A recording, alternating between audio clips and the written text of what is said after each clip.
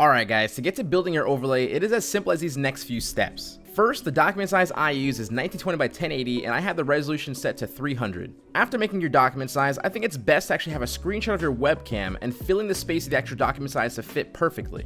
That way you set yourself up for measuring your actual camera overlay to match your camera resolution. Next, size your screenshot down to a size you find perfectly matches exactly what you would like. Then, using the rectangle marquee tool found by pressing M on your keyboard for the shortcut, make a box that goes from one end of your screenshot to the other end. You'll also know when it's perfectly hitting the edge, as you would have smart guidelines on. It's in your Windows settings if you guys do not have it on already, but a pink guideline shows that you're actually lining it up with another layer. Also, while moving your marquee tool at any point in time, if you start at the wrong place, you can also hold your spacebar and actually move the selection while it's still active. Then on a new layer, right click on your selection and choose fill, drop down color, and fill it with whatever color you guys see fit.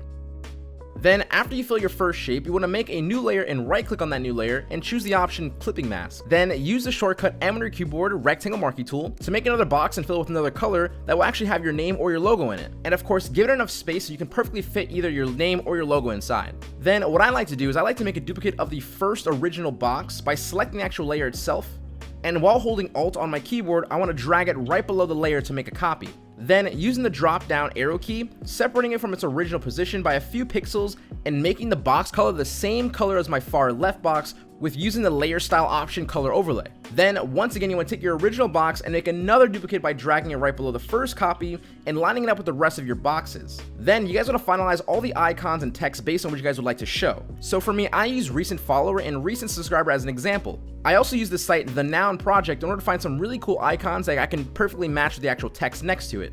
And by this time, guys, you guys are basically done. Customizing it to be even more than yours rather than just the color, you can simply use some really cool textures or photos you find on Google and clipping mask them to portions of your overlay. So whether if it's some really cool flowers or even some really cool metal texture, you can easily customize your overlay to be even more than what you guys would like to actually go ahead and run with a cool theme.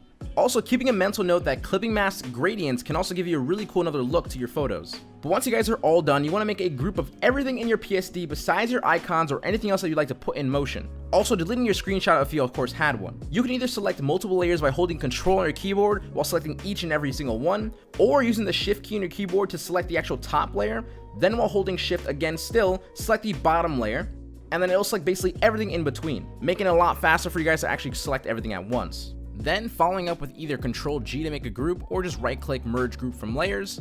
And once you guys do that, I would actually make a duplicate of your group with Control J to make a duplicate, right? And then I would also merge that entire group that you just made a duplicate of together in one single layer by pressing Control E. That way you have now everything that's not in motion in one single layer. Finally, you can use the crop tool on your keyboard to tightly fix your document size to be exactly the size of your overlay.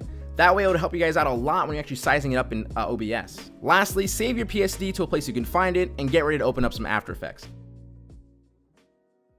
Alright guys, now we're inside After Effects. I'm going to show you guys how to make a really simple, quick animation to make your stagnant overlay just look a little bit better, and we're just going to jump right into it, okay? So I'm inside After Effects. For us to actually open up our PSD or the things we just saved from Photoshop, we want to go to where it says File over here, right? Then we want to go to where it says Import, and we want to choose File once again.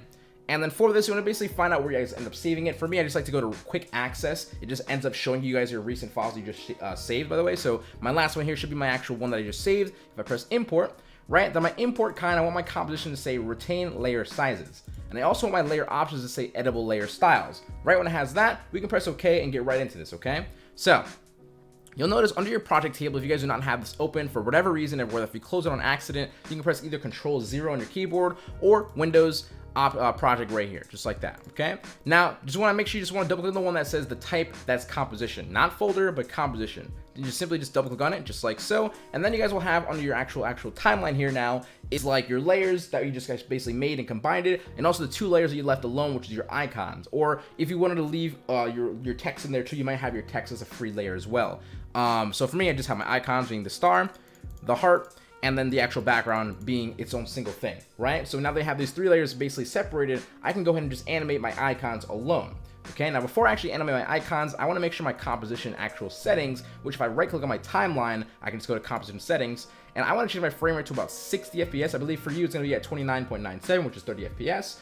Whatever reason I want to put on 60 FPS, pretty much no reason. I just want to do it, and I like to just have it at 60 FPS. That way, my duration can be at 1 second. If yours is, it's fine if you leave it at 30 FPS or you're 27.97 or whatever, right? Your duration is gonna say like 58.38 or 28 or whatever, just so you guys know that. Okay, that's why if you were to change and press OK, if you leave it at 30 FPS, it'll say something different here. But for me, we have it at 1 second, or basically 1 minute, excuse me. Then I can press OK, right?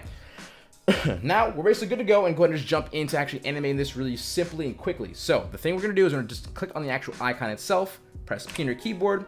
Then I want to have my position open. I can just go to this layer right here. This is the 3D layer. I want to make sure I click on this for both my icons realistically, but I'll just click on one for now. But I'll click on both. That's fine, right? And then I'm gonna go ahead and just use my position keyframe, X and Y. Whatever reason, just want to have those there just in case I want to change my position as well. But realistically, all you have to really have is your Y-axis keyframe. Right, so for the y-axis is basically going to rotate us in like a nice, perfect, like keeping our face like perfect, but also just rotating it that way rather than z-axis rotating it like this way, right? So that's what our y-axis is doing. So these numbers are actually telling you right here is basically number of rotations and then the amount that it basically is, right? So for me, I just want to change this to 0. Right, that's the first keyframe. Now if I just move it up to around maybe like let's just say like 4 seconds, right? 4 seconds, and I'm gonna go over here and just change this number of rotations to 1. Press enter, and then you guys will notice if I just zoom in for a second, right? If I just go ahead and let it play, it'll basically rotate over the course of 4 seconds. Really kind of simple and stagnant, but what I want to go ahead and do is I'm going to actually easy ease it. So what easy ease does is makes this really simple, stagnant, very point-to-point movement, but give it a little more flow and a little more like just a little more lusciousness. Sure, yep. And the way we're going to do that is we're going to highlight these 2 keyframes, then I'm going to right-click on one of them. We're going to go to keyframe assistance and go to easy ease. It'll change your simple keyframes to an actual little hourglass. And then you want to go to this layer right here, which is the graphic editor. Under the graphic editor, I want to highlight just like so. Zoom in if you guys want to with this bar right here. Then I'm going to take this yellow anchor handle, right? I'm going to take this, I'm going to push this in. Then I'm going to push this left one over here, so maybe the right one to the left as well, inward, right? So if I go back to this little 4-second mark, you'll see if I press play, it'll be a more sort of very fluid movement. It just makes it look super, super clean. And that's exactly the same thing I'm going to do for this other one right here, okay? So I'm going to just press P on my keyboard, turn on the layer, it's already on, perfect. I'm just gonna actually click on it again so I can bring it up again. Y-axis, and for me, I'm gonna go to 4 seconds once again. I'm gonna take this one, highlight them both, click on it, keyframe assistance, easy ease. You can see how very, very simple this is. Push this in, open this, and I'm gonna actually move this a little bit further over towards the middle. That way we have like one thing rotating, and it kind of feels like it's passing it to the actual subscriber one. So if I press play, boom, this is gonna start rotating. Then it kind of passes it onto this one, right? So it kind of looks really cool, sort of like flowy motion towards the actual thing. So then what happens at the end is it's going to go for basically 1 full minute. And after the full minute, right, when it gets to the full minute, if you guys have your OBS option file on loop, it'll just kind of reset itself and go, hey, we're going to spin again. Basically, the size of your actual composition, or your timing of your composition, if you have it at 1 second, it'll take 1 second. 1 minute, excuse me. But if you wanted to have 30 seconds, it rotates every 30 seconds. You just basically change your duration from 1 minute to 30 seconds, okay? So, by the way, it goes milliseconds here. Then this is now including your seconds.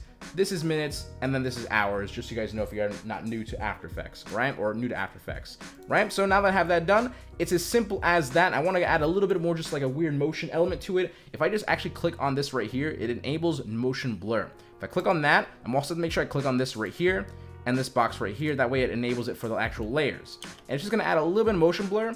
Whether if you guys see it or not, it's not too quick or of a big of a whoosh, but it also adds a little bit more, again, kind of like that nice quality feel to it. Realistically, if you can't really notice too much, if you ever do anything other big movements and you add some motion blur, it will show up, okay? So when you guys want to add it to render queue, I would just go to composition and then add to media encoder queue. And I'm going to press that just like so. Then when it opens up, you guys want to make sure you guys download the actual WebM plugin in the description down below. If you guys do not have the WebM plugin, it's basically like a really cool plugin that just makes it super easy for you guys to actually have the lower file size and for OBS to really easily handle the actual file to kind of keep on rotating and rotating it. Because if you didn't have it, if you did it with an AVI file or something like that, it might like lag or something like that. You don't want that. It's as simple as that, okay? So once you guys have it open in Media Encoder, I'm going to go over here, press this little thing right here. On the format, it should just say WebM, just like so. We want WebM. And for WebM, I like to just have my method right here on consistent or constrained quality, excuse me. Take my bit rate and just put this really 75% of the way. Scroll down, Then we want to make sure if you have any weird transparency in this actual layer or this overlay, you just want to make sure you of course have an enable alpha channel, but there is no alpha channel for us, so we don't need to do so. But I'm gonna use maximum render quality, and yeah, once I just actually save my output, I can press OK, and I can just press render, and boom, you guys got yourself a really dope and simple overlay to go ahead and put on your